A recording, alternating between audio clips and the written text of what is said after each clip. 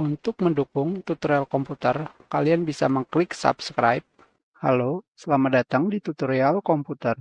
Tutorial kali ini mengenai sebelumnya kita menggunakan pengaturan agar Windows kalian lebih cepat. Tetapi yang terjadi sekarang adalah thumbnail atau preview foto sama sekali tidak ditampilkan. Sekarang hanya terdapat ikon foto. Untuk bisa mengembalikannya lagi, kalian bisa pergi ke This PC. Setelah itu, kalian pilih Properties. Kalian juga bisa menggunakannya di sini. Setelah itu, kalian pilih Properties.